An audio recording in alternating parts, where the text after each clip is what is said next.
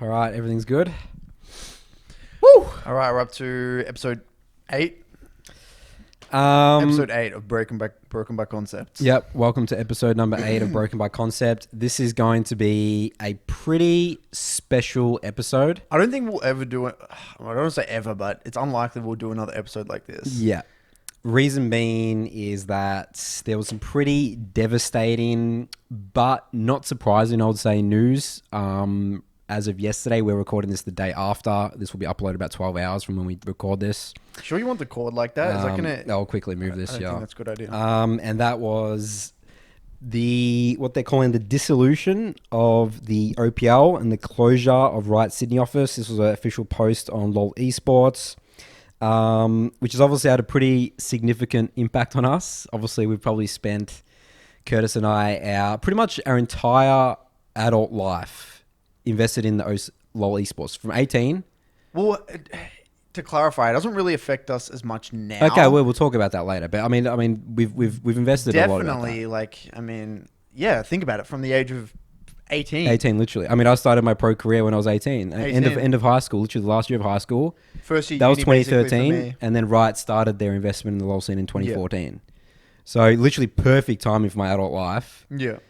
All the way up till last year. So last year was when Curtis and I both left Dials and left the OPL. So it's been almost a year now. We've been out of the OPL. Yeah, so we don't really know what happened in the OPL the last year. We didn't really stay involved at all. No, we literally... I couldn't even tell you how the teams were really... That's why I didn't have too much to say about Legacy's performance as well at Worlds, because I didn't really follow OPL. Yeah, we didn't really watch I had no idea about the strength of the teams. I couldn't even tell you who was even in some of the teams. So we officially left Dials, was it about November last year, to start our YouTube channels. Yeah. That's blood, sweat and tears into building Dials, obviously from my end for the first 2 years, and obviously you came on board more on the management coach in 2017, 2018, 2019. So it was definitely big news, and it definitely shocked the O scene, especially on Twitter. I mean, I don't know if a lot of people... I mean, again... It's on Reddit. It's on like the top of Reddit. The reason that you say that we probably weren't... Like, we never really thought we'd be talking much about the O scene. Because, I mean, obviously our audience is mainly European and North American at the end of the day. A lot of the listeners are here. We still have a pretty good OS fan base audience, but that's why we never really would touch on it. But we felt like we just need to now. Feels like we have a responsibility to share what we know about. I mean, we got situation. another knowledge. Again, 7 years of my life. And me and Nathan have never spoken about this to anyone. Our ideas about those scene. I mean, think about it. Me and you, Nathan. Yeah. The amount of conversations we've had about the OPL, esports, the problem of esports in Australia, potential solutions, why it went wrong. It would have to be in the hundreds of hours of just raw conversation, me and you. Yeah.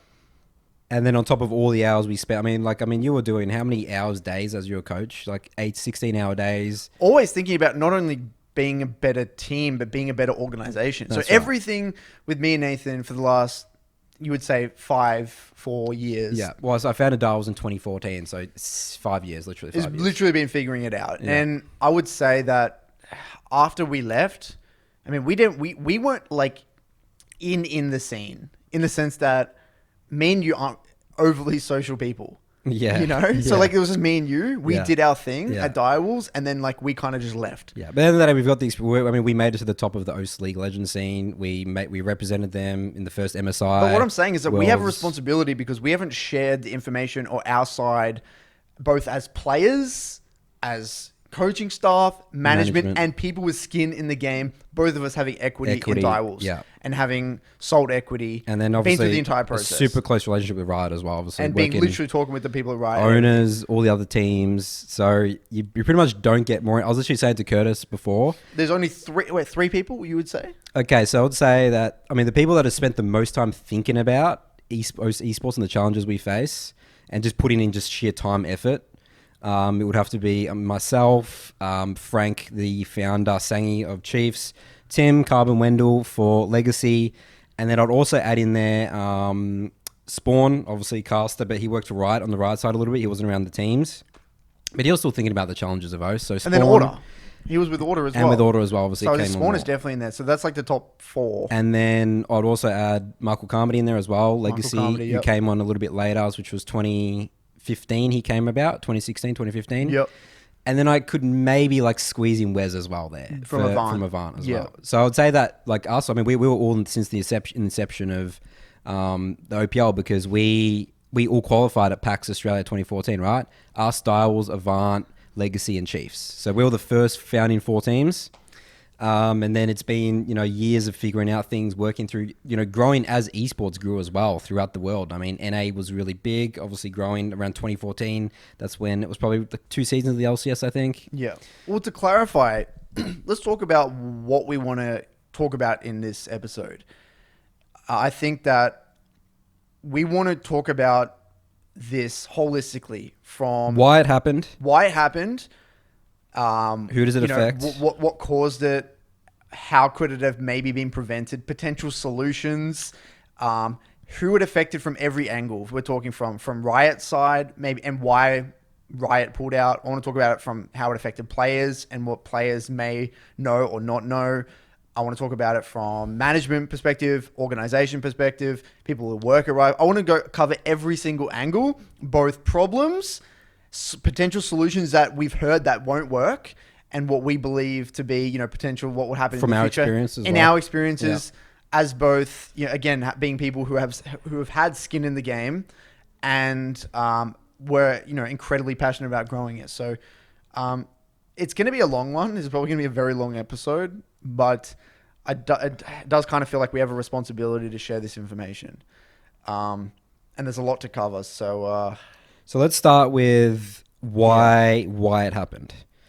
So I mean, do you agree with the very popular statement is that I don't even know how it goes. The world revolves around money, or money makes the world go round. I think that's the statement, right? Right. Do you agree with that statement, Curtis? Definitely. Everything's based on, money, right? So economics, this is going to be sort of a business 101 economics. Yep.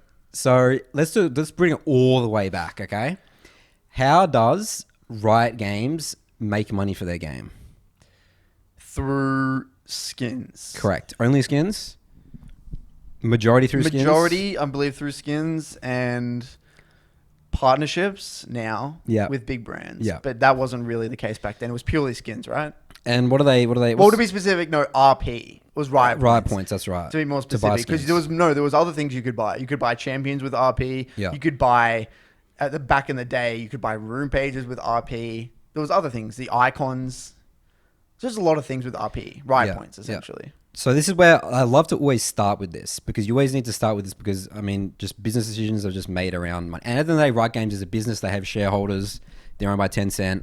So, no matter how much passion you have about the game or how much you're involved, like, this is the first thing you need to look at, whether it's you believe where you're capitalist or not, right? So, they make money from skins, and OS is, I think it's about 1% of their entire player base.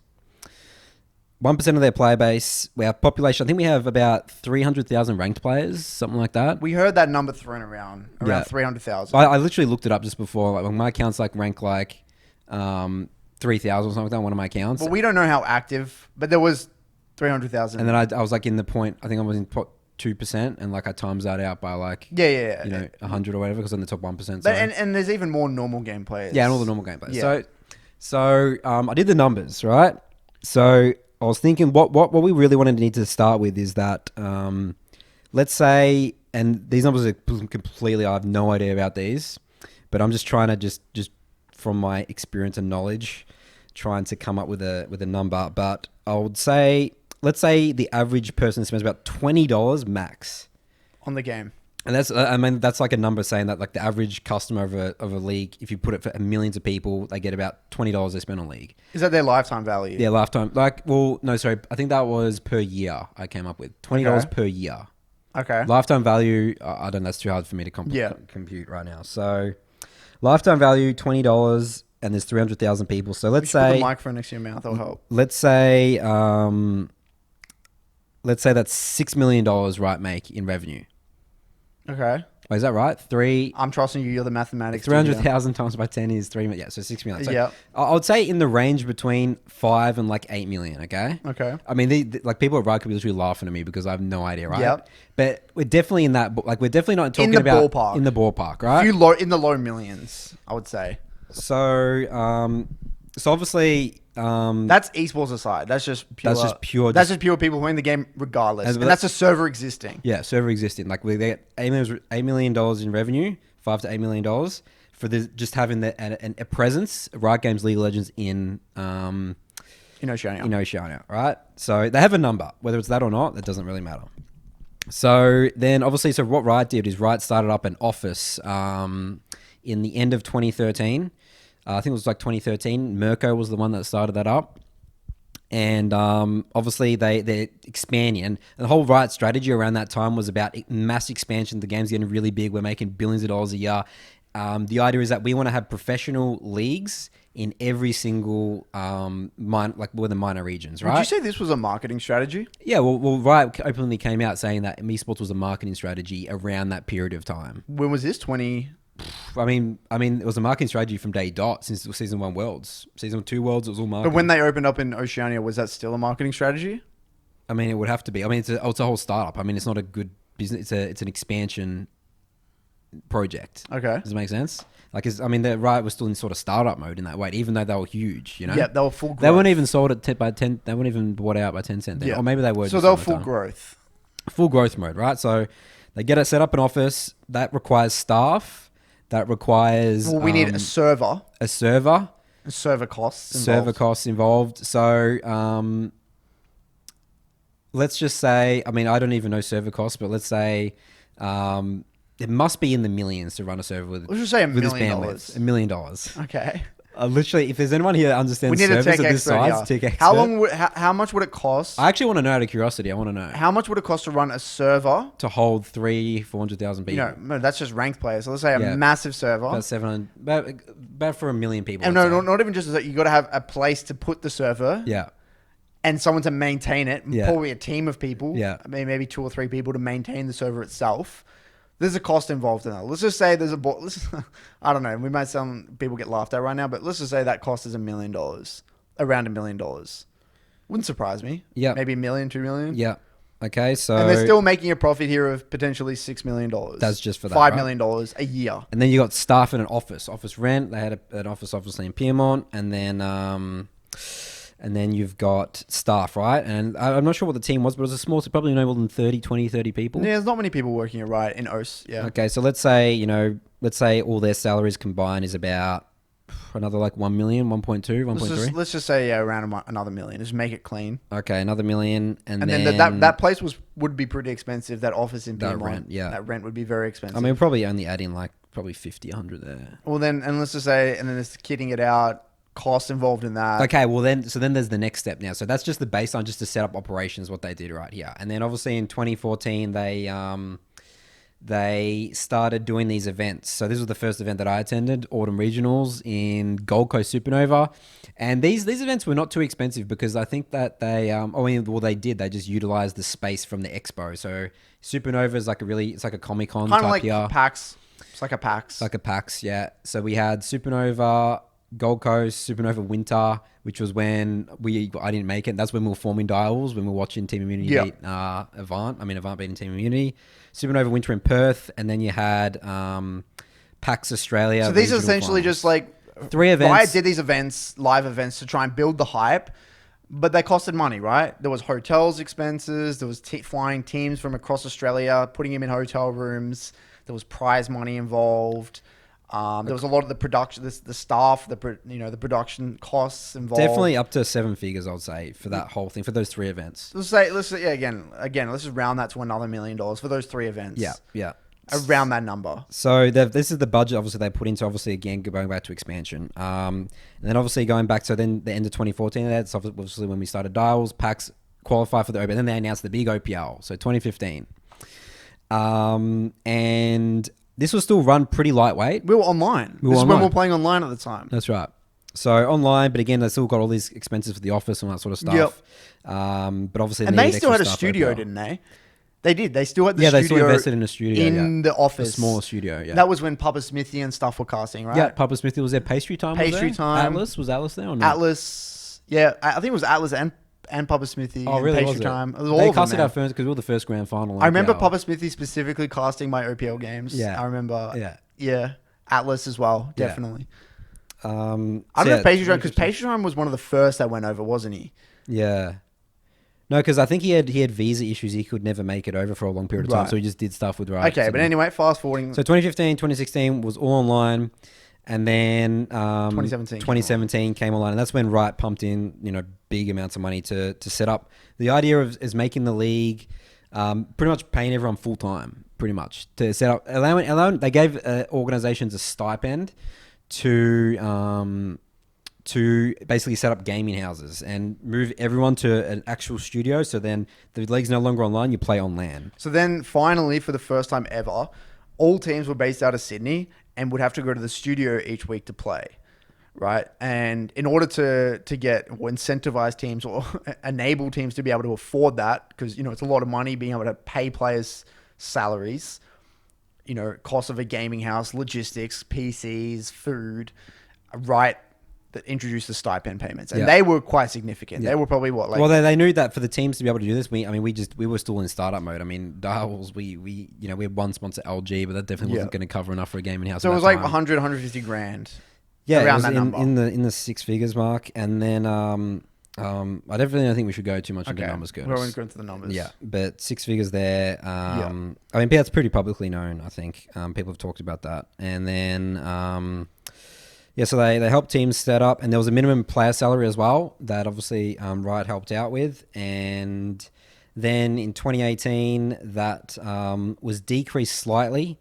But what happened is that Riot started to, and this is when 2018 was the year, right? This is when the strategy started shifting from growth. Riot no longer viewed this is now growth. Like now it's like these leagues need to start making money. Okay, so then it started being like, okay, well, this needs to be an actual business. So then obviously, with sponsorships, Hungry Jacks was on board. I think, was that 2018? Yes, we had Hungry Jacks. So, people trying to commercialize it. And then 2019, that was mostly taken away. And then 2020, there was pretty much, I think, like zero support. So it was a pretty steady... decline in terms of how much money Riot were going to give the team. And again, so going back to my first point. So just basic economics, right? So... why would they have started declining it, right? So obviously the idea is that they wanted it to be more self-independent. So you guys have to sort it out for yourself there, and then try and become like an actual business and actually make money, right? So my core thing is like why this is just all being like completely removed, and obviously this is why I said at the beginning it wasn't too much of a surprise, is because we saw that decline in support. And then there wasn't something from the other end to sort of like, the commercialization to actually compensate for that decline in Riot support. And basically, I mean, my conclusion is that Riot basically just looked at the numbers and then just said, okay, this just no longer makes sense for us anymore. They don't see it being not even just the OPL, just in terms of office costs, everything. Again, we're talking about, still millions. Well, they're probably thinking, I've actually mentioned this on a previous podcast, is that once you get people to play the game, it's very difficult for them to quit.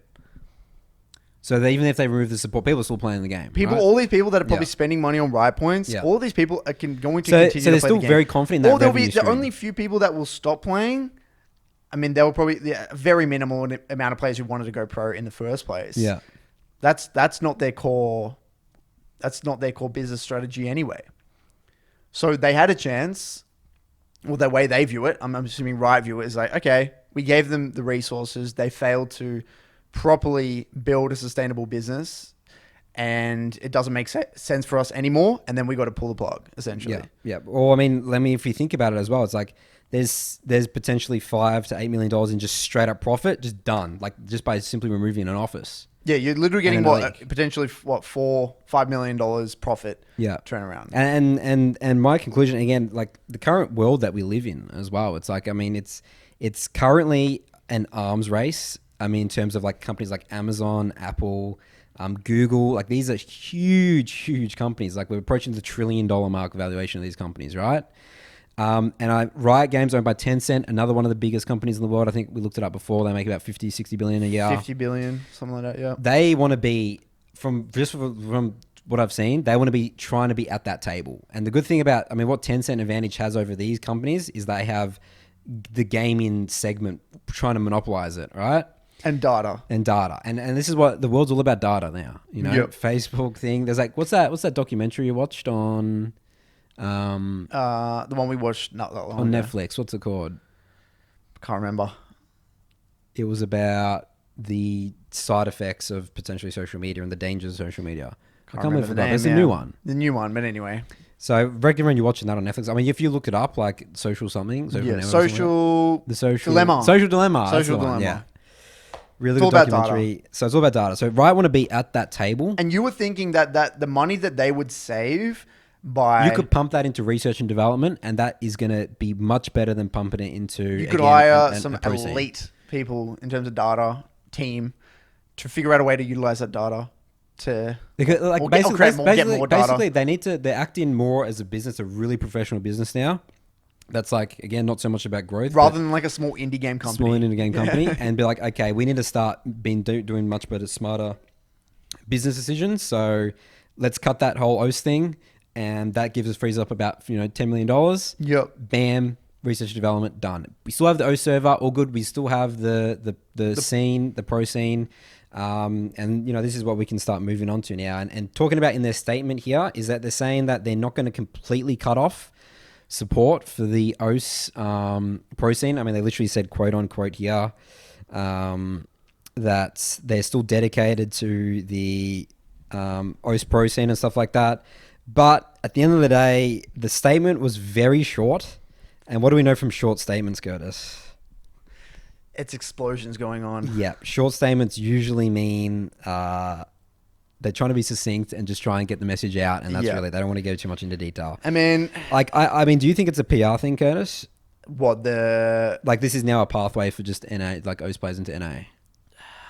I mean... It's definitely a good thing. It opens up opportunities, right? I mean, the way I see it, man, it really doesn't do anything. Yeah. Let's get into that. Okay, we want to get into it. Okay, so just to wrap up there, is that all we want to cover for the why they did it? I think we'll tie back to that. So we're going to come back to it. That's purely just economic from an economic standpoint. I mean, we need to tie back to that. I think that's where we start and raise that as a reason. And then once the people who watch this know more about the context, okay, then we'll tie it back to the end. I reckon that's the point we're going to loop back onto. I think where we should start is how this affects the players. Okay. So there's lots of people affected. There's managers, organizations, people all full time in esports and stuff. People at the production at Riot itself. I mean, all the writers, social media managers. It's nearly a whole industry. It's a ripple effect. Exploding. I would say, how many people would you say? 500? Affected. 100? Players included? I mean, everyone. Probably 500 to 1,000. Between 500 and between there. I'd say around 500 people. Yeah. Losing a job. Yeah.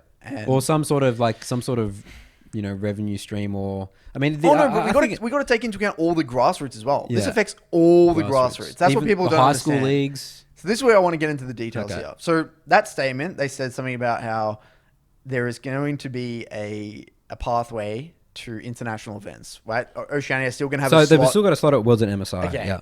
Let's talk about why that doesn't mean anything. Okay.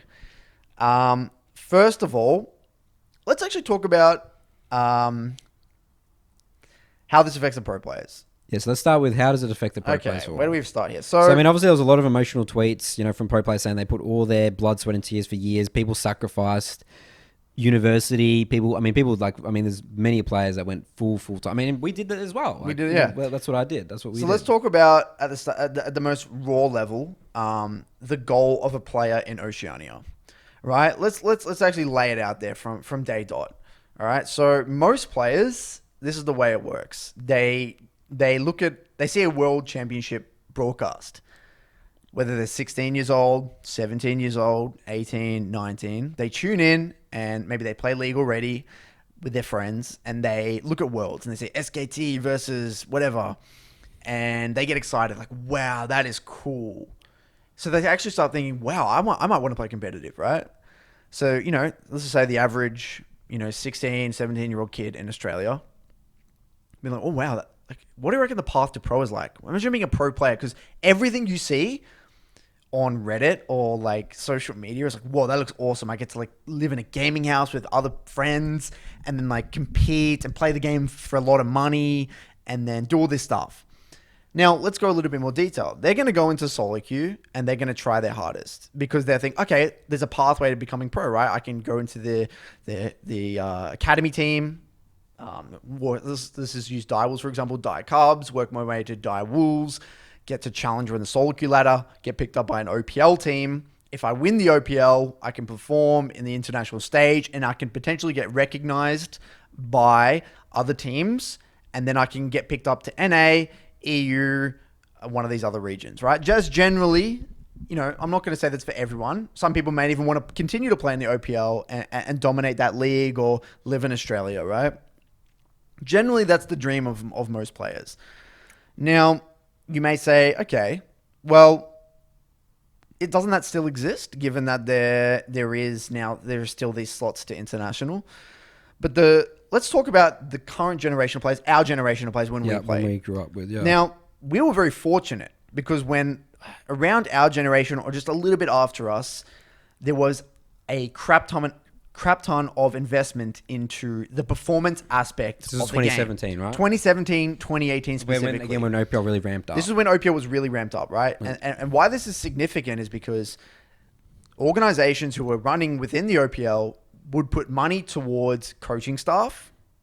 They would put money towards like performance, making your quality of life much better. And that's what the gaming house was. I mean, just the ability to be always next to each other in a team environment for as long a period of time, to practice and play as much as you can. And everyone was full time. And everyone else was full time in the league, so everyone's trying to improve. So this is the most it's like the highest, most high performance environment possible. Plus Korean boot camps. Plus the boot camps, right? Most teams were doing Korean boot camps. Some of them were doing went to NA boot camps. There was a lot of boot camps done by all these teams. Now, across this period of 2017, 2018, even like 2019 to a certain extent, people were still doing boot camps. People were still really trying to improve. Now, if a player or a team during this period of time, if they were to go international, before you go to an international event, you would likely boot camp as well. So some of these players were going on 2-3 boot camps a year. They were getting multiple, opportunities of international experience. They would come home to Oceania, play again, increase the level of play. And it would be this, there was actually some pretty good players getting developed. This is when we saw players like FBI, Lost, Ryoma, Schernfire, Destiny, King. Fantix.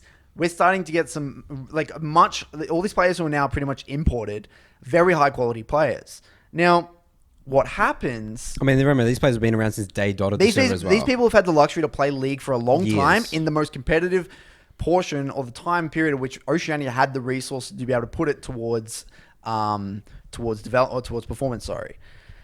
Now what's going to happen is that...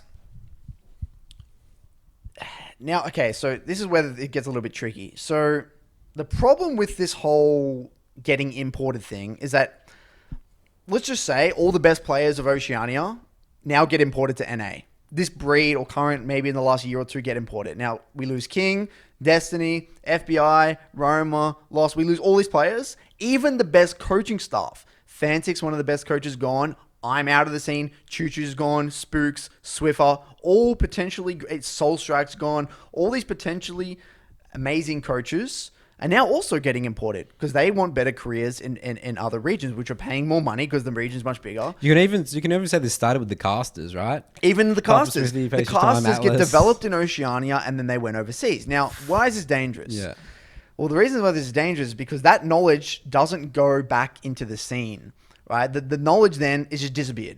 It's gone. They go to all these other regions, because Oceania doesn't have a big player base, we only get a handful of great players. So if you handpick all the best players from Oceania to NA, which it has happened, and it might happen even a little bit more, maybe not. We'll talk about that later. Yep. If that were to happen, the entire level of play of the league goes down, especially coaching staff. right? The only way the OPL, a lot of people said, oh, the OPL is going to be a feeder system for the these other regions. That can never work. Okay, let's just say, hypothetically, all the coaching staff stayed and there was an insane amount of, again, time and resources, money specifically, put towards making the OPL a feeder system.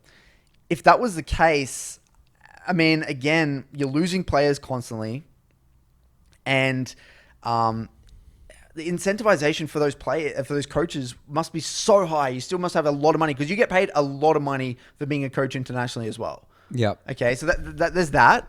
But this is where everything turns to shit, because now the funding's getting taken away. Teams aren't. There's not even a professional league to compete in. There's not even a professional. There's nothing to compete in right now. Okay, let's just say now this is what happened. The feeders, the OPL's gone, essentially, and it's going to be outsourced. There's going to be competition. But you may say, oh, what if you get like rank 1 challenger and then it might get imported? The chances, the quality of the play on our solo queue is going to be much, much lower. And more importantly, think about the pathway now to a pro. Think about that 16, 17-year-old kid who was thinking, oh, I want to go pro. That pathway is not going to exist anymore because he's like, the risk is way too high. Think about this. Oh, okay, I have to defer university. I have to spend all my time playing at home. There's no gaming houses. Playing at home in a shit quality practice environment where there's not many people trying because of how risky it is, in aims to somehow get imported, in which the chance of getting imported as an Oceanic player, even if we're not counting as an NA, as an import slot, is so slim that most kids aren't even going to try. There's no pathway. At least before with the OPL, with all the resources, you get Korean boot camps. Yeah, those players like FBR lost. We all pushed each other. Like the 2017 2018 OPL. We all pushed each other because we wanted to perform camps, well internationally. That was the goal. We thought we could. We literally believed we could. Whether we could or we couldn't, we thought we could. We believed we could perform internationally because we had the funding behind us as well. We knew that we could go to these boot camps. We had this high performing environment. We could hire coaching staff, analysts, performance directors. That's all gone. You remove that from the system. There is no pathway. There is no incentivization. There is no feeder system. And like I said, I don't even think the feeder system could have ever existed in the first place because I don't think the resources would ever be big enough in Oceania.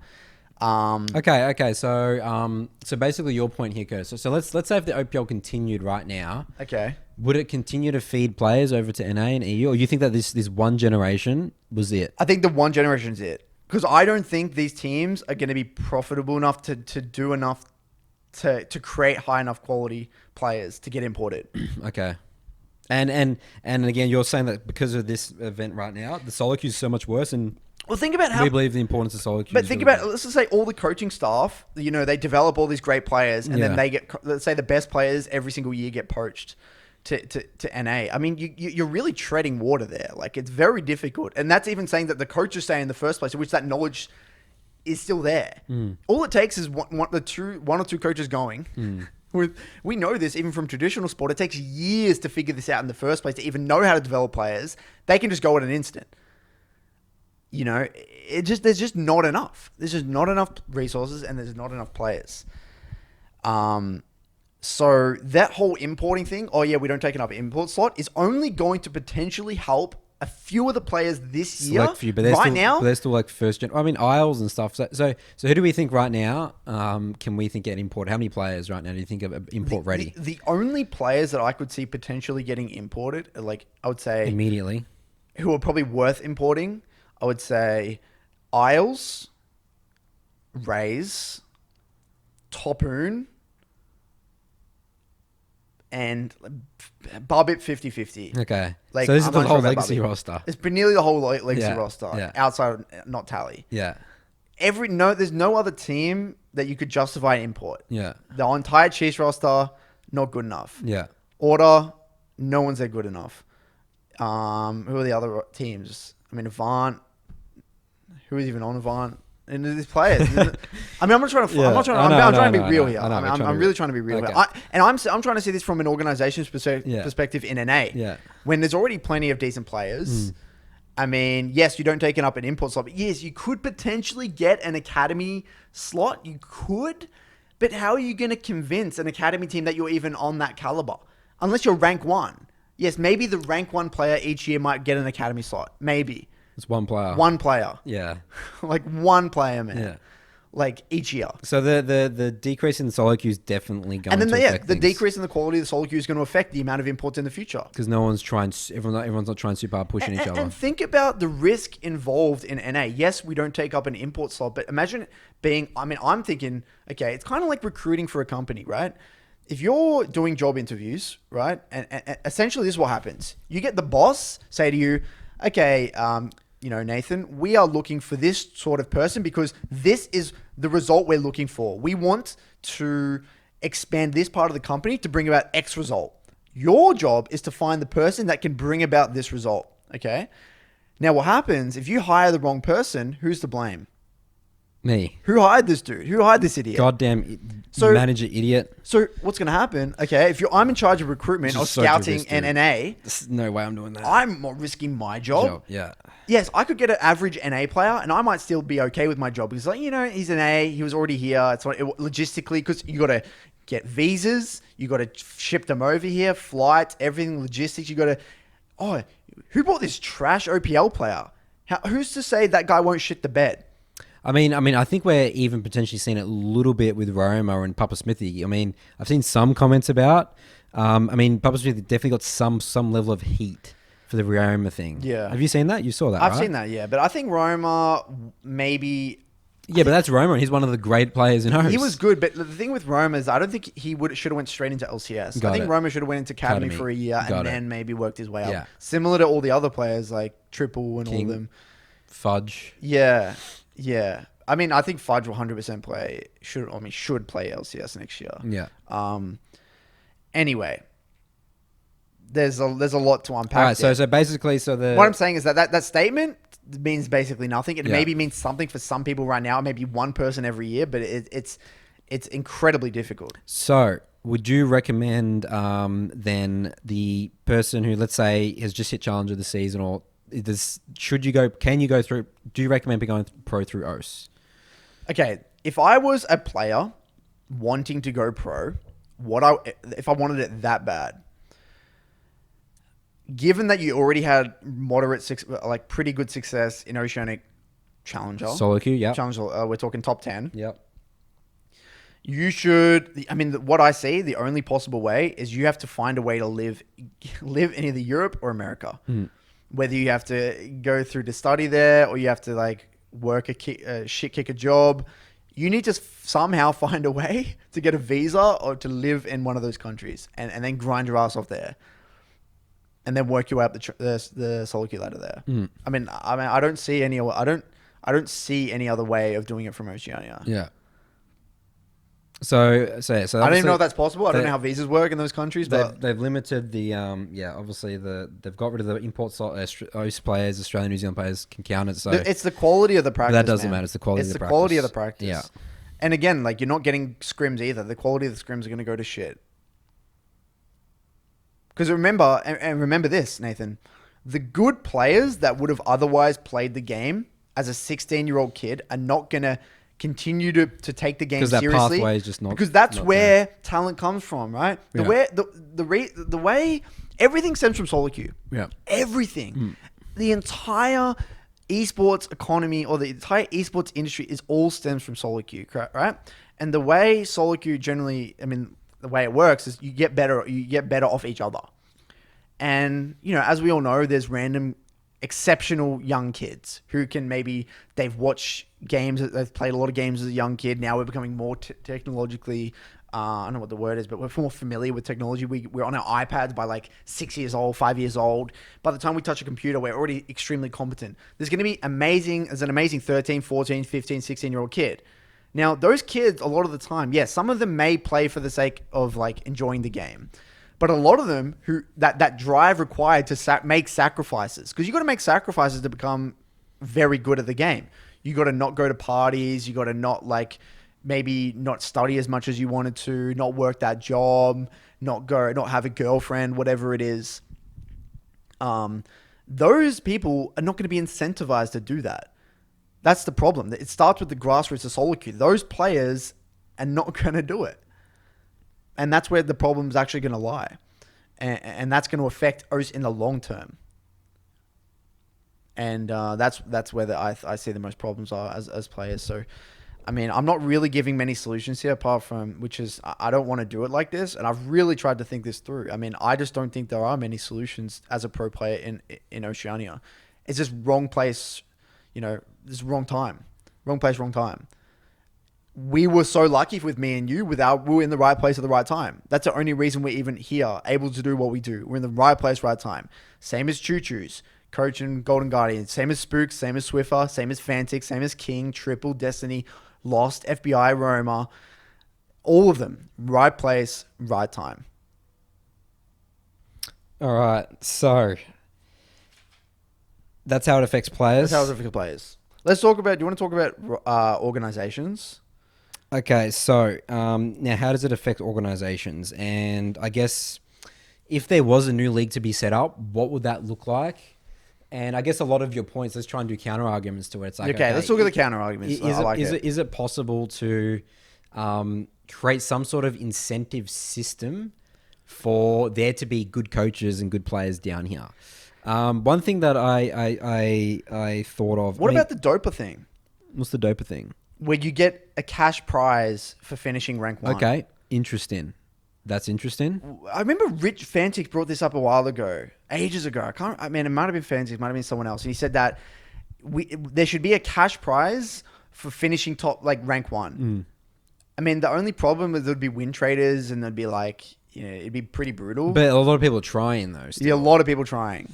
I mean, you need to somehow incentivize people to actually. I mean, at the end of the day, DOPA beat all those Chinese, win traders. I don't know much about that story, but that is that's a potential solution. That would increase the quality of the solo queue, because everything needs to come back to the quality of the solo queue. Quality of the solo queue is important because that's what makes players to even get into amateur or pro teams in the first place. That's correct. All right, so organizations. So obviously, we were involved in. Okay. One thing we talked about before, but we didn't really touch on is could this have been prevented? Okay. Could this have been prevented by with the organizations and Riot? Let's talk about what the OPL should have been or could have been. Could have been. So from what we think. Okay, so we talked about the beginning what literally happened. Yeah, we talked about what could have happened. Sorry. One thing as well I missed, Curtis, is that they still had big budgets in 2015, 2016. They were still playing with 7-figure budgets, right, Oce? But they were doing the big events like Luna Park and Brisbane. The Luna Park thing really huge, and Brisbane as well. I mean, the way... And what they did, Curtis, is they moved that money into the teams and then have online, like having studio. They burnt a lot of cash, man. Well, I mean, that was, again, Riot's strategy from Global. It's like, let's put it in, let's grow esports. I think where this all went wrong is that this whole thing had to have been slowed down massively and seen as a startup. From the get-go. From the get-go. I mean, we know from business fundamentals... in our experience anyway with Dials, you don't want to dig yourself a hole when you're just starting. Okay. So this is obviously very popular in investment is it's very in tech startups, right? Let's talk about investing in there's certain things that you need a lot of initial investment to burn cash to get yourself off the ground. Whether you're developing a game, whether you're developing a product, some form of like tech. There needs to be, you got to develop a prototype or the initial, what it would look like. There needs to be initial investment. I think esports differs. I don't think that's the way, especially in Oceania. We're talking Oceania specifically. Yeah. It may be different in another region. That's what's happening in EU and NA, right? That's happening in EU and NA where they're pumping a lot of money in to build it up, to grow it, and then they make the money on the back end through, that's how they build their revenue streams, get them off the ground. I don't think that's the way to go, personally, with esports. I think you got to view it like a startup and a very lean, the book, The Lean Startup. It's like that. You got to be as lean as possible and be as cheap as possible and agile as possible so you can pivot. If something doesn't work, you're not stuck in a hole. So the problem is the way it was all done. It was like, okay, we're starting fresh. We're starting the OPL in 2017. They're already starting the OPL in 2015, sorry, Curtis. No, I mean when it went live. Yeah. When it went online. Yeah. No. Sorry, in studio. Curtis, I think you need to still thinking that. Remember this, they were playing with the same budgets in 2015, 2016. Right, okay, even 2015. Yeah. Right, we're starting the OPL. We're in a huge hole. Yeah. Already from the get go. In terms of how much money we've pumped into this thing, and we're not making any money for a very long time. We're not talking little bits of money. We're talking millions and millions of dollars right now. Yeah. We've pumped in, and we're not going to see on the back end for a very long time. What happens when you do that is that you put an immense amount of pressure on yourself as a business, because you're already 7 figures in the hole. That doesn't just, you don't just write that off in the books. That's there forever. Yeah. Because at the end of the day, like you said, it's a business. There's revenue and there's expenses. There's a whole lot of expenses and there's no revenue. We're coming from esports. And yes, it was maybe the odd deal. There's 100 Jacks, McDonald's. We're talking very small numbers comparatively to the expenses that have been accrued across those years. Okay? So that's, in terms of why this all happened, I believe, and that was one of the biggest contributing factors to the way it went, was that strategy. I think is just not applicable to esports. So not applicable. So it should have stayed online for longer. Yeah, and been slow growth more and slow growth. Try and cut their expenses as low as possible, and figure out the identity of the OPL before you just splurge out money. Yeah, because it feels like, okay, the biggest mistake Oceania ever made was teams had this bullshit narrative, in which I pushed, and I'm responsible, is that we could be globally competitive. Oceania should never have tried to be globally competitive. And the reason it's different, okay, this is where things get really confusing. Australia is able to be globally competitive in other sports. For some reason, with the traditional sports like swimming, rugby, soccer and the cricket. Socceroos, kind of cricket. Some sports, Australia does really well. Cricket, like some sports, swimming, we actually do very well. Esports is different. Because let's say League of Legends. Yes, okay. Let's be specific. Let's be League of Legends is different. We don't know anything about Counter-Strike coders. No. Counter-Strike coders. What do you mean? Like Vox and stuff. They were one of the top teams. I didn't want to talk about Counter-Strike. It gets too confusing. Let's talk about League of Legends specifically. Yeah. We thought coming in, and we thought the identity of the OPL, the purpose of the OPL was that we were going to be a team that could go to Worlds and actually beat other teams and maybe do decently, make it to group stage and maybe take games off some decent teams. That should never have been the intention. Our intention should never have been to be globally competitive. If we were really smart, you could have actually, I think in a weird way, if you were aware of the restraints of Oceania, if you were very aware of it and were some hyper intelligent dude in 2015 was like, okay, OPL is a feeder league. We got to do everything we can to make it a feeder league. It probably could have been a feeder league. Yeah. I think. We could have maybe figured that out. Well, we would have had an extra 6 years. We would have had a lot of extra 6 years. We would have been able to know where to put our money. Yeah. Where not to put our money. And then we would have known where our revenue stream was from. Because our revenue stream then would have directly come from NA or EU. There would have been through, there would actually be direct connections with organizations who respect us because we put all in on the coaching staff and the player development. But that actually just wasn't really the case. All everyone was trying to do in Oceania was be better than the team next to them so that they could represent Oceania. So we could go to MSI, we could go to Worlds. We're going to get all this money from sponsorship, from icon sales, from skin sales, and then we're going to be rich. We're going to be all good. And then you come back to OS. Everyone's back to the everyone's level playing field. You just go back to square one. So there's so much to unpack here, but let's actually start with why does Oceania? Why can we never be globally competitive? Okay, we've got to figure out. Talk about this. Expand on this. Well, okay. So why does League of Legends differ to swimming and other these sports? All right. So obviously it's a team sport. It's not individual. Like a lot of those sports you named are sort of like individual, right? Like let's say Olympic sports and stuff like that. It's a team sport. League is a team sport, and what we found from scrims and going internationally is you're basically as good as your opponents. You're as good as your opponents every single time because you're scrimming. Your practice is the scrimming. I mean, the practice is. I mean, we know practice is more important than the stage games, and it actually kind of ties back to the solo queue. And the reason the solo queue is never going to be as good in Oceania is because our player base is so small. But even if we got some edge in some period of time, the game changes so quickly. Exactly. That's the problem. That you lose the edge too quickly. Even if we were to somehow get a hold of a meta and be better than teams on a certain patch, the game just changes so quick. And the thing about like Osaka, I mean, this also applies to NA as well compared to Korea and China. Yep. You can play so many more games, okay? So obviously there's the conversation of quality versus quantity practice, right? But at the end of the day, people are figuring it out quicker. It's quicker. They get to the Because- meta quicker. They figure out new shit quicker. They're just doing Because everything there's more faster. players testing things out. There's more one tricks. More players, more one tricks, and there's more prodigies. There's more talent, and that just increases the quality of practice across the board. So they're already, if you every single day, you're getting further and further behind by far. So because you're right, I think it is purely because it's a team sport, and your improvement is purely based off the quality of your opponents.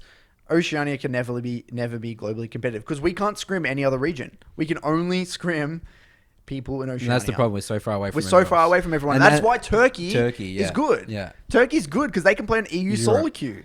And Japan's in a weird one because they can play Korea. Yeah, but a lot of them, I mean, yeah. Japan's a weird one. Yeah. But anyway. Korea's server population is lower than ours, you know? What? Yeah, it is. No, it's not. It's like 0. It's like literally lower than ours. No, it's not, Nate. It is, Curtis. Trust me. Wait, South Korea? No, Japan. Oh, you said Korea. Japan. You mean Japan? Yeah, no shit, of course. I was going to say, what the hell? Japan is lower than Australia. I think it's the lowest, and then we're second. Yeah, not many people play the game over there. No. Yeah, okay. They're like that makes their sense. console games. And that makes so much sense why they're not good then. Yeah. So So again, you're applying back to the solo queue. It comes with the solo queue. yeah, applying back to solo queue, Yeah. we can't be that good. It's a team game. So where we're going with this? So I mean, is that just flat out the reason? There's no other reasons why we can't be globally competitive. Even if you spent $10 million on like the best coaches, if you took Well, no, I think again, then you're getting into budget stuff, and it's like, okay, yeah, you know, we're getting a lot of money here. Then yeah, we can. And money can kind of solve a lot of problems. But then that doesn't. That is not logistically feasible. You're just purely spending all that money on performance and not actually making money. You know what I mean? Exactly. It just doesn't. It's It doesn't just make so sense. It's too unrealistic. that you shouldn't even talk about. So it, let's right? just say if we were to go back in time to 2014, and like, so you're doing the pitch to write about. This is what the OPL. this is what the OPL is going to be. If you were to say then it was, okay, we are going to be purely a feeder system to the major regions, specifically EU and NA. You know, and then, you know, the people in the executives like, all right, draw us up a plan. What would it look like? If you were to then talk to all the orgs and make it a joint, like you said, we actually spoke about this off camera, where you can't have the organizations competing against each other.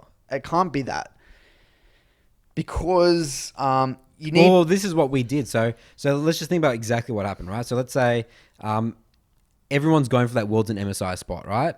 In OS. I Yes. mean, you know, especially from 2017. Everyone, you know? yes. So guess what happens? A bubble gets created, and I mean, we were part of this. We were one of the first teams to pay We players were responsible big largely salaries. for the bubble getting as big as it did. Yeah, we nearly started. Because Dials, I mean, I was the first one to sell Dials to like get outside investment, right? So think about it. I'm the 21-year-old kid, get a bunch of money. I want to go to Worlds, right? Not really business. I mean, I sort of like still built the business in some aspect, but like I didn't really understand how to make money, right? It's not like you have an MBA or anything. I don't have, no, that's Yeah. right. So come in, get all this cash, buy all the best roster. So buy the we best spend players. all this money getting the best players. Yeah.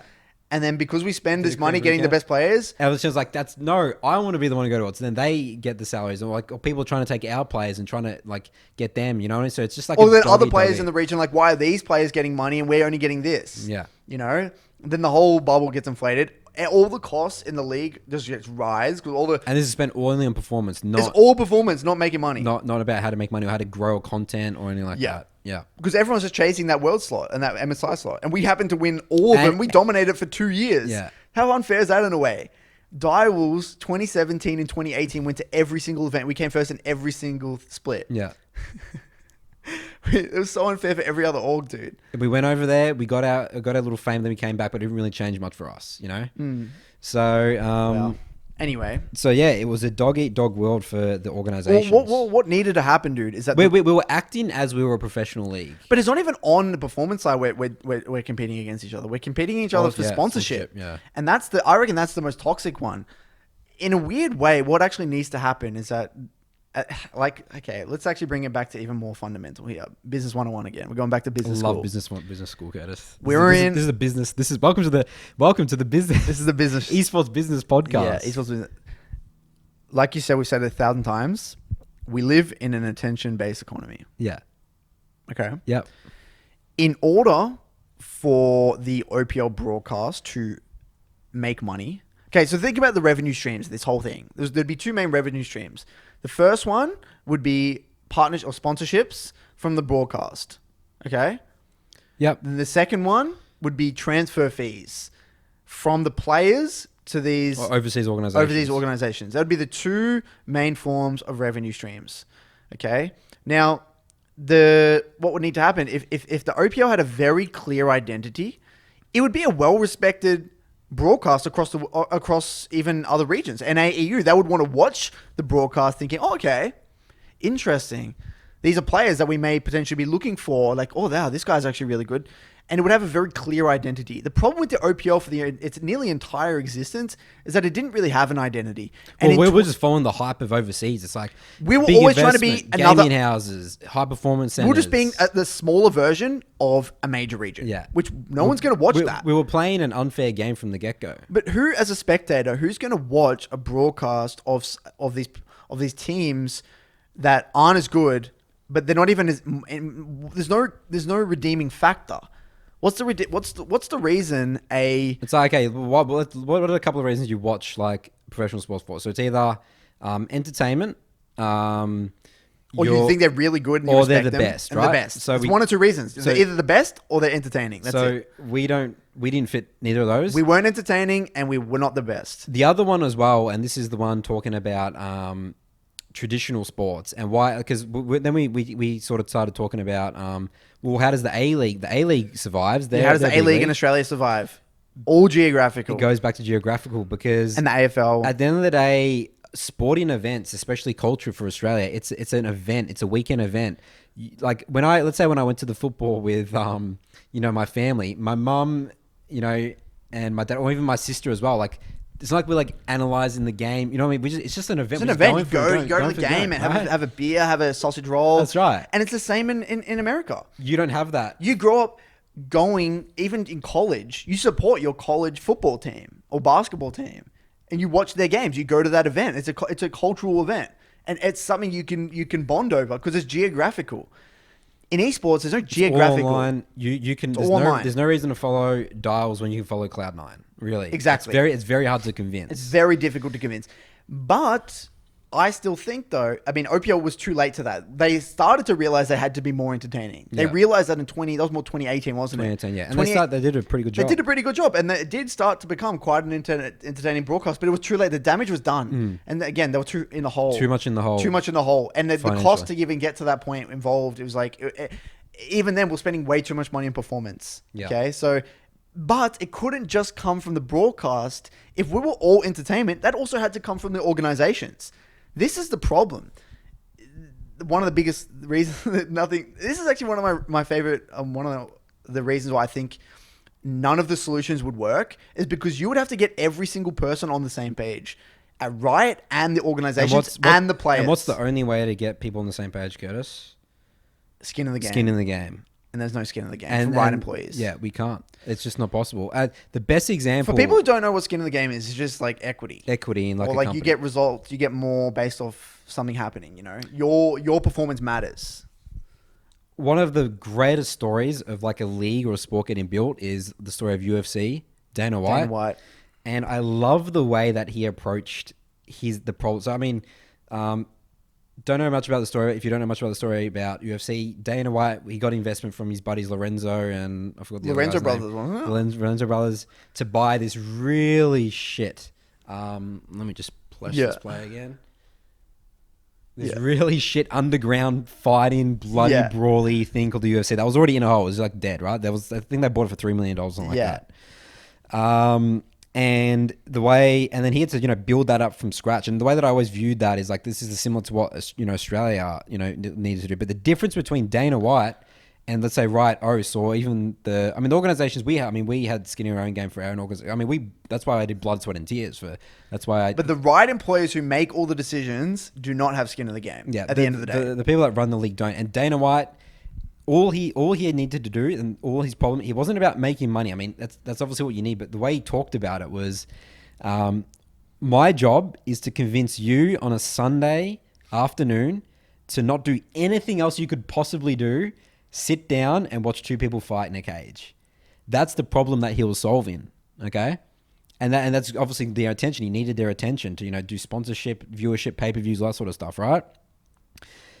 That's but he could only go so far into that problem because he had skin in the game. That's my point, right? That's correct. Because he had equity in the company, and I mean, he loved the sport. It was a passion for him. And I'm not saying that the employers at Riot didn't love the sport, but there's another level, man. The skin of the game is the next level. Like it's survival. It's like a basic human instinct. If you want to know more about that, read Nassim Taleb, Skin of the Game. That's just how it works. We as humans, I mean, again for Dials, I mean, I didn't take salary from Dials for years because I knew that I had to sacrifice myself to build the company. But if you're an employer, you can't. You have to get your paycheck. You know, you have people to support. That's the route you went down. So that is very powerful, and that creates innovation, and that allows you to move quickly and know when things are fucked up. And Oceania had to be incredibly innovative. Yeah, it had to be innovative, both performance wise and on the business side. We couldn't copy anyone else. It couldn't copy. It couldn't be like anything else. And actually thinking more about the entertainment thing, you know what the main problem with the entertaining thing is that the players aren't incentivized to be entertaining. And they shouldn't be. They shouldn't be, because they should be purely focused on being the best player they possibly can. Yeah. They don't want to do videos and content. I actually take back largely what I said. Like, what was that? Ages ago, I made a statement about how you got to see yourself as a personal brand. Oh, yeah, that's what you said at one of your videos, right? You do, but it actually shouldn't be. If you want to be a world-class player, you should not. Yeah. You're nothing but a person expressing the highest level of play possible. All the best athletes in the world, they do have huge social presence, but they have a team. They have a team manage stuff. To manage that. Yeah. Yeah, that's the team's responsibility. Yeah. No, like their own personal team, like social media team. Yeah, that as well.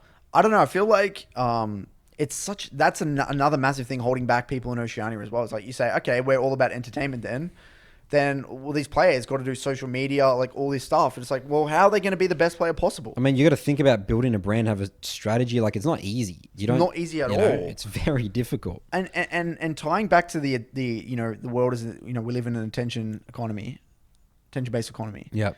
The OPL needed eyeballs. Yeah. Okay. It needed eyeballs. So how much would OPL get on a good day? Probably like 4K, 5K concurrents on Twitch. Dude. During the grand finals, it got a lot. Dude. Yeah, we'll get up to 20K. 20, I thought it was more. Yeah. It was a lot. Yeah. But on a good, I don't know, it was like 8,000, 9,000, wasn't it? Okay. On OPL? What's an average day? So an average day is 3, 4, a good day is like 10. Yeah, something like that. Yeah. I mean, that's nowhere near enough eyeballs. I mean, I don't know what the total amount of unique viewers though was. Total amount of unique viewers. That was concurrent, but I don't know. Let's say everyone in OS watched. That's 300,000 people, right?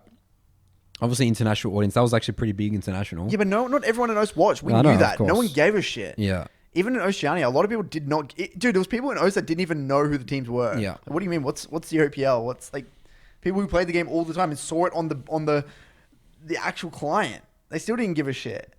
That's how like little existence it had a lot of the time. Well, part of that as well, and this was always my gripe with team content in OS was everyone had such a big Twitter focus.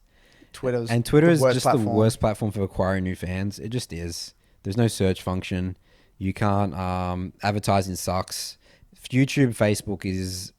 YouTube, Google, they're the two best platforms for search, obviously. And then Facebook ads is much better. And Facebook ads is good as well. And even Instagram's a pretty good platform as well for getting new fans. Yeah, Twitter's the worst. Twitter is the worst, and that's where everyone put their attention and effort. Twitter is that's probably not going to change too much, but that was also a big thing that time. Held back everyone's focus on Twitter. At the end of the day, it was the same 300, 400 people liking everyone's tweets. Yeah. You're not getting new fans. You're not getting building brands. Not good. At all. So where were we going with this? We went all over the place. Where did we go here? So we were going. I think we started at. We're talking about the attention economy. We spoke about what we needed to do for this to work. We're talking about what would have to happen. Oh yeah, if you were to redo it. If you were to redo it from 2014. Yeah. So yeah, redo it. You would have to start super slow. So first. Okay. We said there's two revenue streams. We said. Yeah. Okay. Yeah. We said if OPL were to be a feeder system, there would be two main revenue streams. There would be the sponsorship. And then there would be the transfer fees. But this is where things get confusing, Nathan, because every team is fighting over the same sponsors. This is where it gets really. Where's the sponsors going to go? Is it going to be a sponsorship of the league and of the actual broadcast? Yeah. And then you split that money across all the teams. Wait, so were you saying the proposed solution, which is the joint league thing?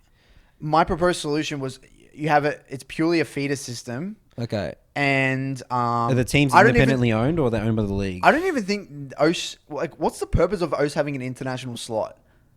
Like, what is the purpose? Well, the purpose is, again, Riot need to keep that brand on point. It's like, this is a global sport. That's literally the only reason. Because I feel like with this feeder system, there is 0 point. Yeah, there is 0 point. I feel like you just completely, like, I mean, you know, this is all in hindsight, but you didn't even need it. Like, all you would have to do is, back in 2014, we say, this is a feeder system. How can we build a feeder system? What do you need to build a feeder system? We need amazing coaches, all right? Coaching staff. We need to figure out this coaching staff thing. Put a lot of research into coaching staff. Even, like, bring maybe your investment, maybe bring a few coaches over from other regions to, like, figure out with you. I don't know. I don't know what you would do, but I'm sure there's some innovative things there we could figure out.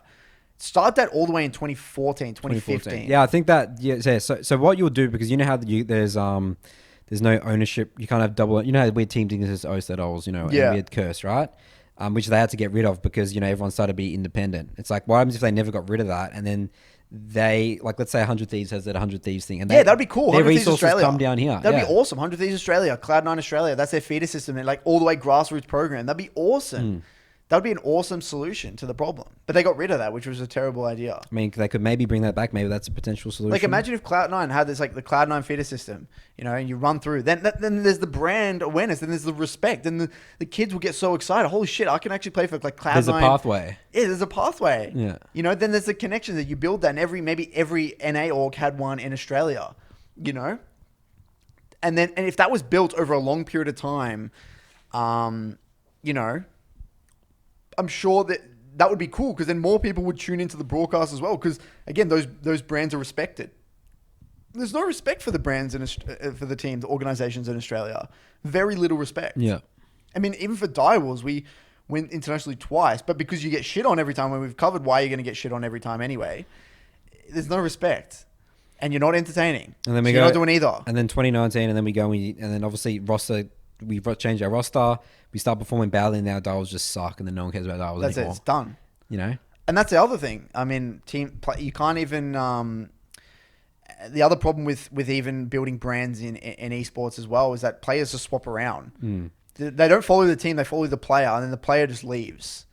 Right? And just to put it out there, just a perfect example. Let's say Cagel, for example. Cagel for XL, right? Cagel would be probably the biggest key figure for XL Esports. He was on the World's broadcast. Awesome Castle, looks like a pretty nice dude. He was a jungler for XL for 2 years now. Where he puts out his free market post. I mean, he could maybe join back XL. He put out a free market post. Shouldn't even, like, the fact that he's putting out that post already says enough to me. That's just problems. Like, he's actually wanting to consider leaving. Yeah. Like, he should be a long-term investment for XL, and he should want that, though. That's the thing. It's like, well, he should know I'm getting taken care of by XL here, and we should continue this relationship over a long period of time and build something cool. Can build. Tom Brady. It goes back to that thing. To get big results, you need one star player and you need one coach. You talked about it in episode. We'll come on episode. Episode we spoke about episode, but 4 about coaching. I think it's just so many little. Every potential solution though has a problem. It's like, okay, let's talk about, which solution do you want to go into? No, let's talk about the solution. Let's just say if we were to go back in time and create the whole feeder system. Let's talk about why that maybe might not work. Okay, so 2014. Where's the money going to come from? You tell right, this is what we're going to do for OPL. So where's the money going to come from? Well, so the feeder system. So again, transfer fees. But why do they have to pay transfer fees if they're paying the costs of setting up the organization? Yeah, they wouldn't. They wouldn't have to pay transfer fees. No, they wouldn't. No. So where's the transfer fees gone? So then all the money would only come through sponsorship, right? But then you need eyeballs. So then it's all reliant on how many people are watching that broadcast.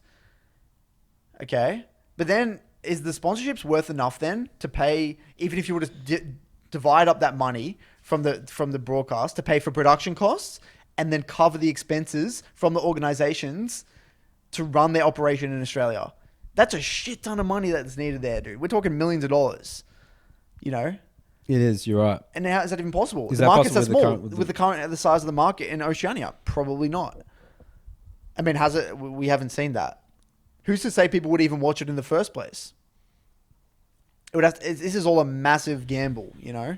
Well, I did the math for the other proposed solution about. Okay, let's say all the teams come together, the current OPL teams, and this is what I get a hunch from some of the tweets that I saw. Like again to friends, I've not spoken to anyone about this. We haven't spoken to anyone about this since the news. We haven't spoken to anyone, right? Well, no one's even spoke to us even last year, dude. Yeah. No one even asked us why we did anything. No one Yeah. spoke to us about anything. So let's say you want to. So would you agree that to be an actual feeder, do you reckon to be a professional player you need to be full time, or can you be a hobby? You can only be full time as a professional player. To be a professional, That's correct. Be a professional player. Okay, so if you're not full time, then you're not pro. So let's say you get to support yourself. How much do you reckon you need? 30K, 60K. Depends if you're living alone or not. Okay. And what expenses are paid. All right. Let's say probably more high end. 60K. 60K. Okay. 60. You're Australian. If you have 8 teams times by 5 players each, that comes to 2.4 million. I did the math. 2.4 million dollars. 60 times 5, isn't that 3? Sorry, 8 times by 5 8 equals times by 40, isn't it?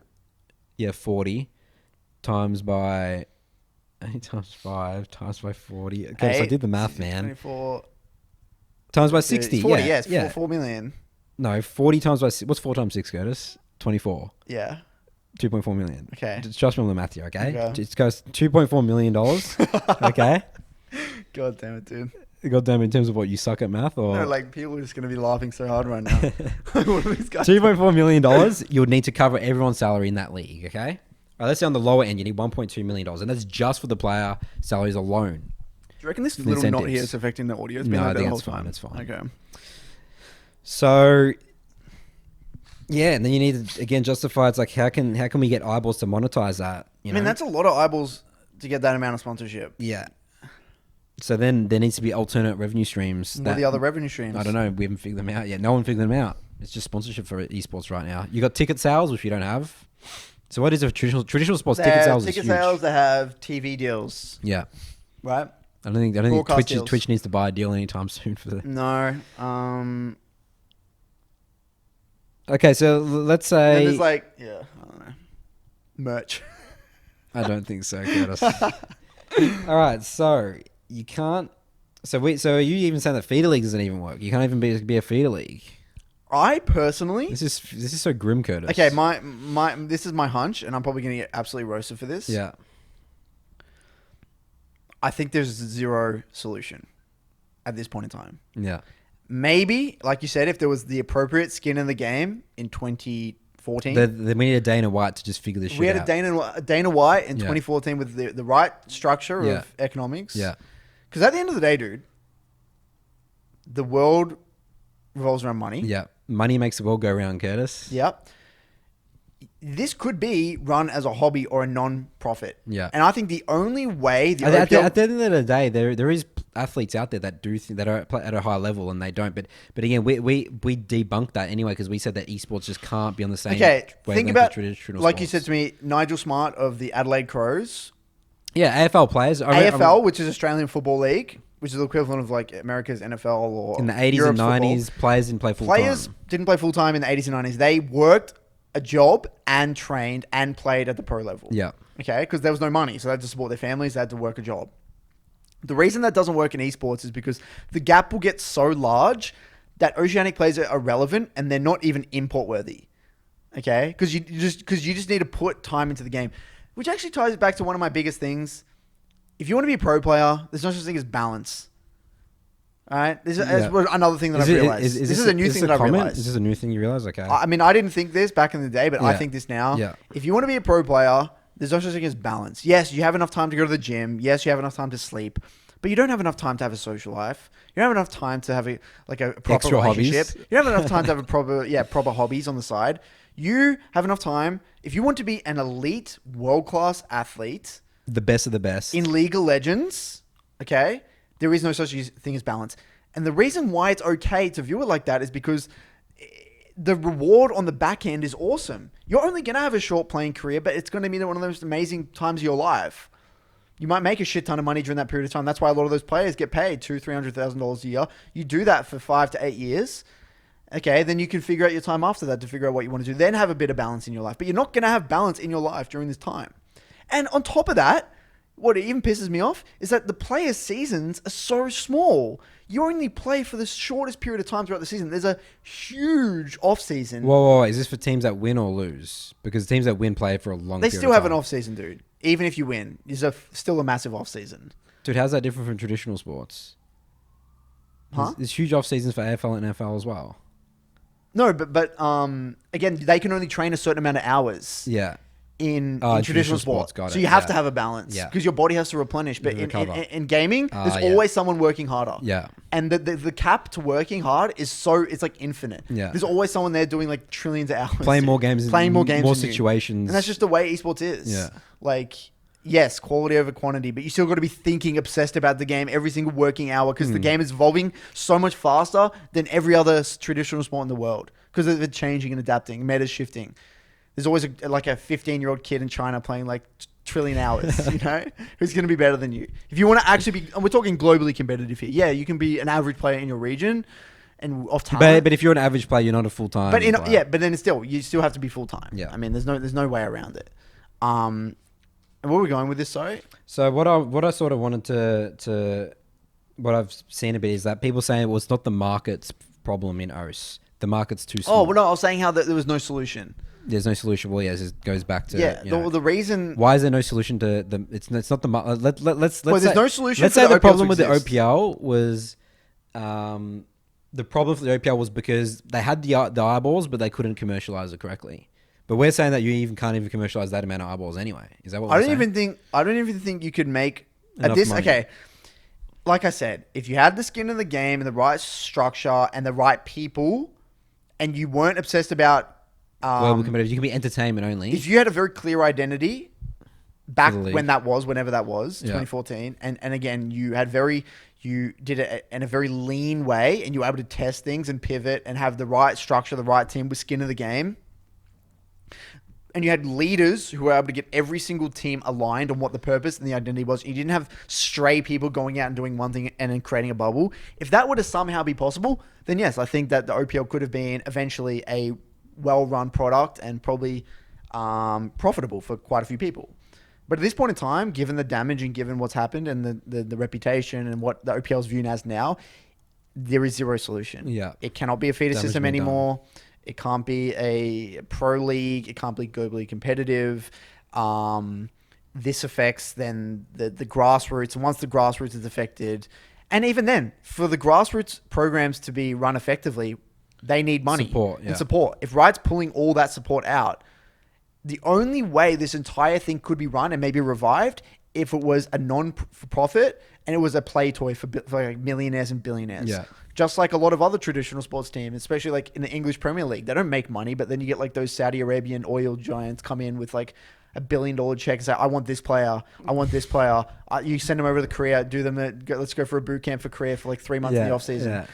Like if you were to get billionaires to come in and make it their play toy, then yes, we could probably make it even a genuine feeder league or a genuine globally competitive region, but that's just never going to be the case. And then you're not a business. And like you said, then it just won't work.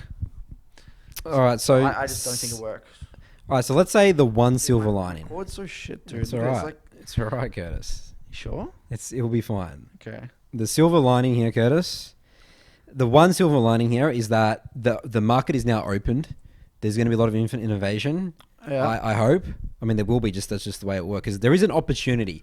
There is still eyeballs to potentially be monetized. Maybe for not much, but maybe someone can work it out. Someone can make money here, but there's not many people making money here, Nathan.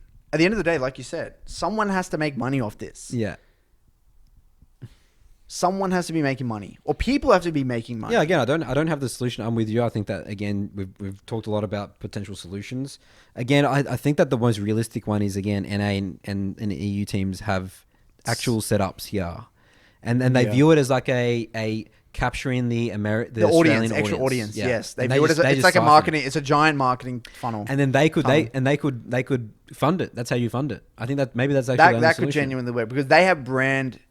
They have brand equity. They actually have respect. And it gives us sort of the pathway. And it gives a pathway. That creates a grassroots program. That would be. But then again, one of the you'd have to get rid of MSI because you can't have 100 Thieves Junior. I don't even think OS don't need a slot. They don't even need an MSI or Worlds. No. What's the point? Yeah. And then it's like 5 players getting experience. It's 5 players getting shit on in 2 weeks and then go back to Australia. Yeah. or 1 week. We're usually there for 1 week, Curtis. Yeah, so I guess silver lining there is there's a potential there, but again, it's looking pretty grim. Is that? I mean, this is a pretty grim podcast. I'm just trying to think of this from a player's perspective right now. I'm like literally listening to Curtis and Nathan. I'm like, this is not good. Like, what do we say here, Curtis? Well, okay, think about this right now. If you're a player, yeah, you have a few options. I would say. Okay, this is good. You go to uni, yeah, and you play the game part time, and it becomes a passion project. And maybe you stream. You get good. You get rank 1. You get rank 1. Maybe there's a chance you get rank 1. Maybe somehow if you get rank 1 while at university, you may be able to excite someone overseas into an academy team or like a collegiate team. Maybe. If you do your networking properly. That is possible. By doing it on the side as a hobby. Not a hobby, like a part-time thing, I would say. I would say the other option is you somehow find a way to live in another country. Whether it's South Korea and you get really high in South Korea and then you grab the attention of North American and European teams, which is unlikely European, but it's mainly just going to be NA. So you get high in Korea for an extended period of time. Like you would have to be there for an extended period of time. You can do that thing where you go for 3 months, go on a boat, go in and out of the country, you can only refresh a visa, and do that again for do that for a year. The one thing we didn't mention as well, Curtis, is how COVID has affected all this. Yeah. So COVID it's also just bad timing as well right now, isn't it? Well, for a player with COVID right now, even if you were to be the best player right now, the chances that you're getting imported, it's so slim because of the visa issues. And by the time the COVID ends, you're going to be, the hype's died and you haven't practiced for a long time. So they can't even think, how can they justify importing you? So that's a big one. That's a kick in the nuts. But so let's just say this is coaching staff and players. Find a way to live in another country. I don't know how that works visa-wise. So maybe I'm saying something that's unrealistic. Yeah. So don't quote me on this one, but find a way. You're not an immigration lawyer, Curtis. No. Find a way to go to America or Canada or Europe somewhere or South Korea and grind solo queue. And this is a risky venture. This is risky. Well, you got to take. I would only recommend this for a few players as well. This wouldn't be for everyone. This would be genuinely. You at least have to be top 10 solo queue, I think. You'd have to even consider. You have to be young as well. And young. You would have to be. I mean, if I was someone like Isles can do it. Yeah. Isles could do it definitely. Isles is young enough and talented enough and has the experience to do it. Because I think he could get the attention of many orgs if he doesn't already get imported. To be honest, it feels like Raze. I still look at Raze and I'm like, it's possible. I still look at Raze and I'm like, that guy, I love his aggression. Mm-hmm. It needs to be toned down a little bit, but it's good. Mm-hmm. But after he didn't really have that great of a performance internationally, which was, one of the Draven game he played well, but the Tristana game he kind of entered. But there's certain players that I think have a chance, but then there's a lot of players that don't. And this all ties back to the thing, Nathan, is like, yes, for this specific breed of players now, there is an opportunity if you were to do this. Because they're good enough. They have the experience. They've had those Korean boot camps. They understand the game enough to maybe get imported. But then it's like, well, what about the rest and the future generations? League's going to be around, like we said, for a long time, right? That's where my problem lies. Is like, where do those players go? What's their incentivization to even play the game and grow? So they have to look at the people who have done it. And, I'm looking at, imagine like a 14-year-old kid saying, Rare went to he then went on his own dime to Korea, lived there, going in and out of the country, living in a shit like Airbnb, playing at a PC bank 24/7, and then went on some bottom tier academy team, and then what the hell's that as a pathway? Who's going to do that? It's not an exciting pathway. You look at traditional sports again. It's like you go to college, you have scholarships. You go to get a scholarship. You go to college. You're around amazing training staff teams, around you. The best, some of the best coaches of all time have just been college coaches. Yeah, girls and everything as well. They will love you. Yeah. The pathway to become, and it's just awesome, it's brutal, dude. Man. Comparatively, in Australia, it's just so gosh. hard. It's just not there. It's not there. So man, I feel terrible for saying this. There really isn't many solutions. So whether OPL was going to stay or not, we think this is probably coming anyway, right? To be honest with you, it could kind of be a good thing. Yeah, in a just weird sort of way. just cut it off now. Cut it off now rather than because what makes me leaves a sour or a bitter taste in my mouth is that I've obviously contributed to this. You've contributed to this. There is a lot of people who who've pursued and wasted a lot of time. Well, who we sold the dream to. Who we sold the dream to, and now who have wasted time. I can't regret it because I didn't know any better. I was a young kid, and we believed it ourselves. Yeah. And we kind of saw this coming, which is why one of the biggest reasons why we exited out of Daiwa as early as we did. And maybe we didn't do the right thing by not sharing what we thought, but we had to obviously put ourselves the benefit of the doubt that maybe, also the benefit that maybe someone else can figure it out. I mean, yeah, we didn't know. We're not experts. Who's going to listen to us anyway? That's right. But I mean, I want there to be a solution. But what I'm worried about is that every solution has insane. There's so much counterplay here. There's always counterplay. Yeah. It's like every solution, there's like a huge negative there. Yeah. And always, for me, it always either ties back to the lack of incentivization or the lack of just straight up money. It's just money.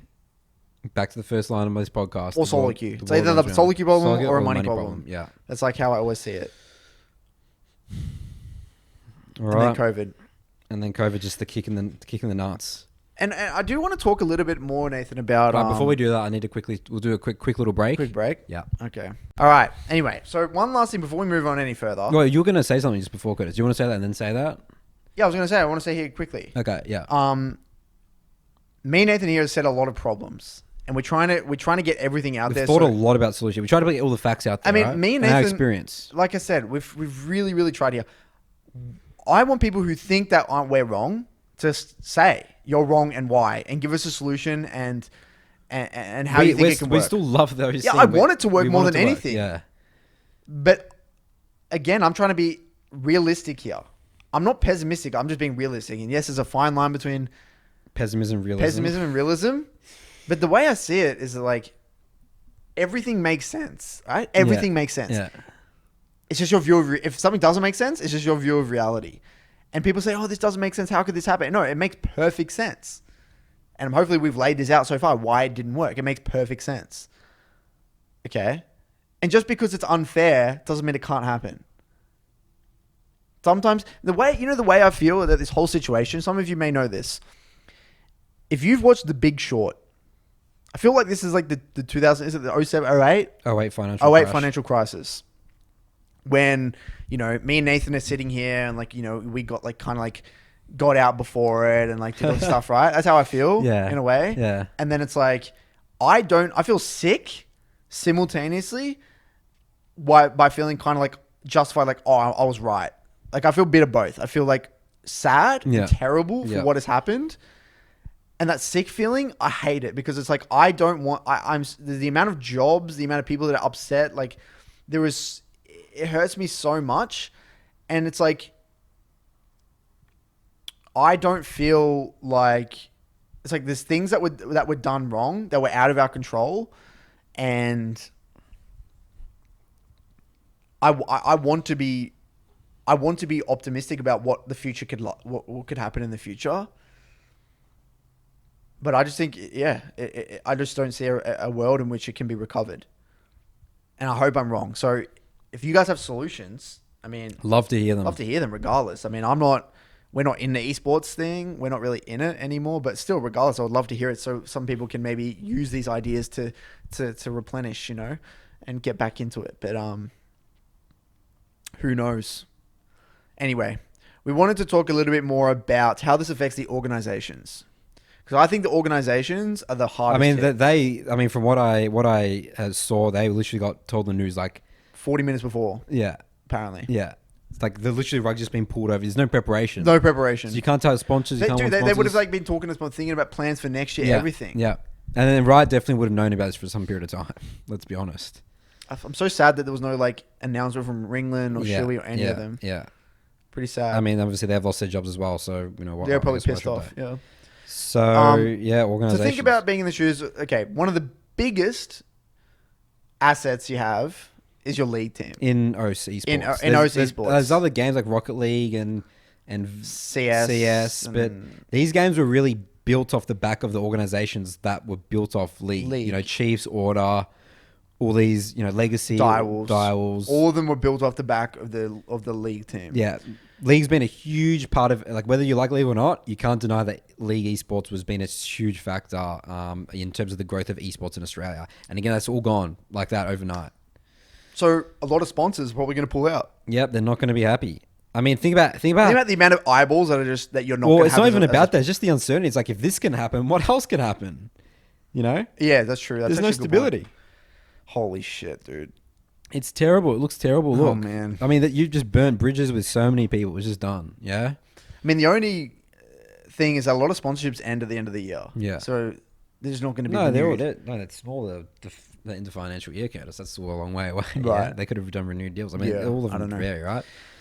So, yeah, it's definitely hit organizations very much big time. I mean, at the end of the day, people run these organizations. People's livelihood, I mean, if we were still in Direwolves this time...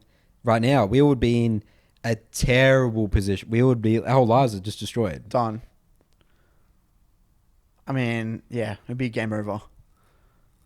So I can't even imagine what it would feel like to be in their position. I mean, let's say for Dials, because what our strategy was, we were all in on League. We're a League Legends based organization for years, right? That would be done specifically. Our Dials would have been screwed more than like other.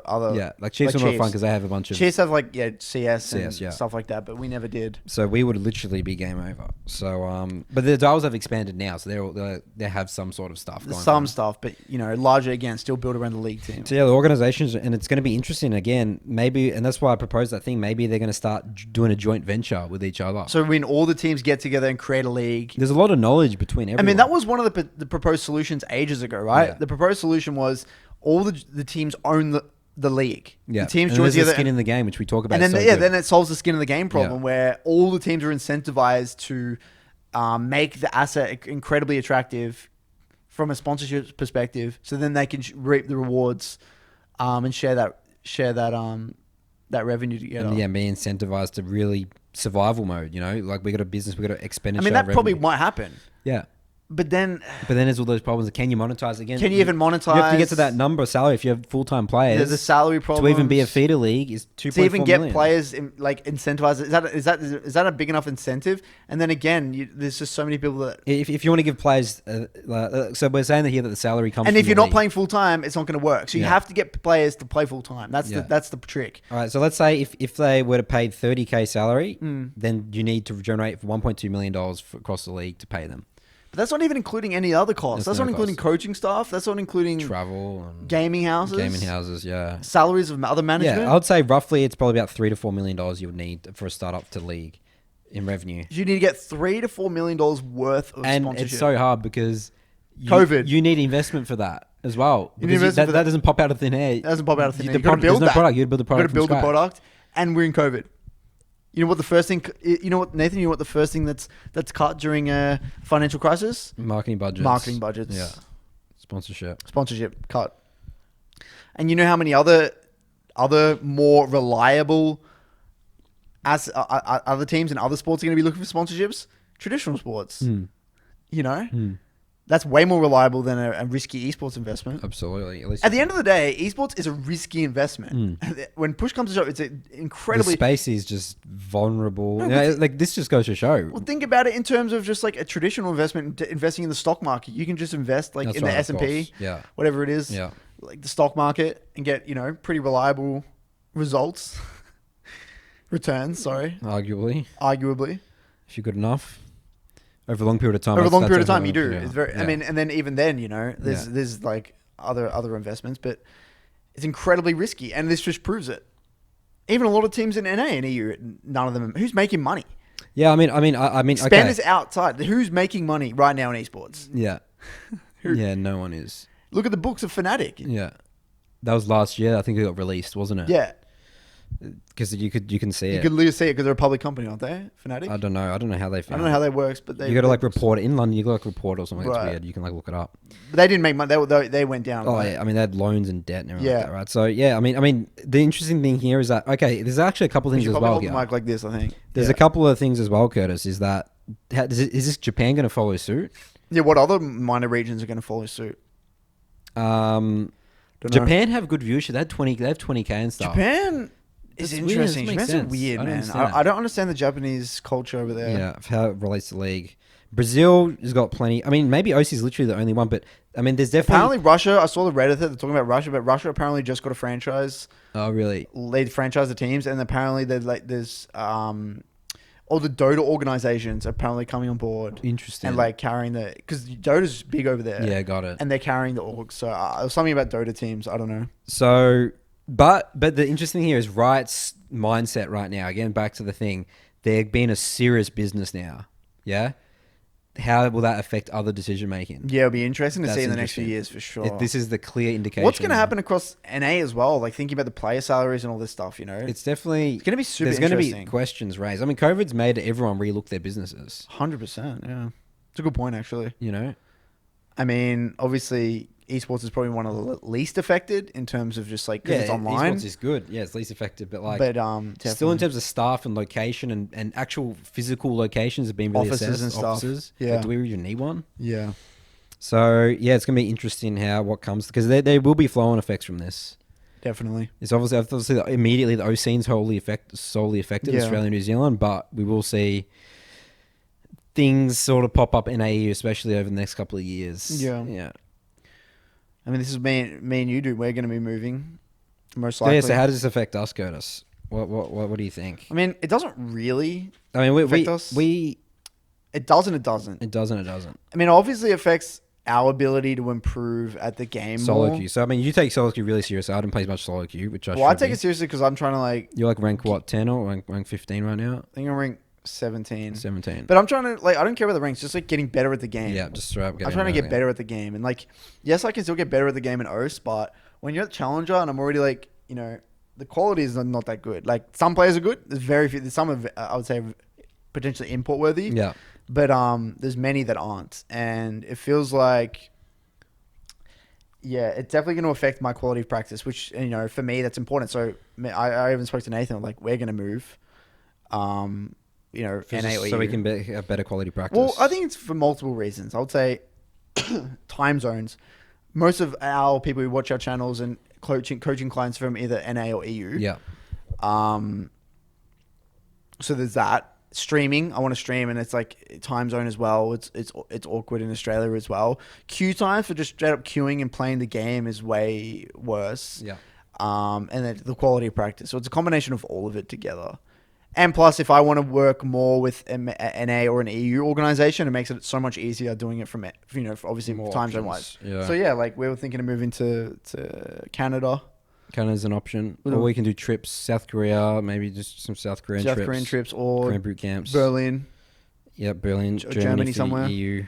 Well, considering a bunch of locations. But we got to wait anyway till COVID. Yeah. So Nothing's happening for a while. definitely not happening for a while. It's just something on the drawing boards. But who else gets affected? We've talked about the players. We spoke about the organizations. Obviously the staff in the organizations. I mean, obviously the people at Riot who work for Riot Yeah. being affected, losing jobs. Fortress How does this affect Fortress? Melbourne. So there's obviously, you know, there's university clubs and grassroots programs like the high school programs. Yeah. They all get affected. Yeah, that was great. What Legacy was doing with the HSL, that was great stuff.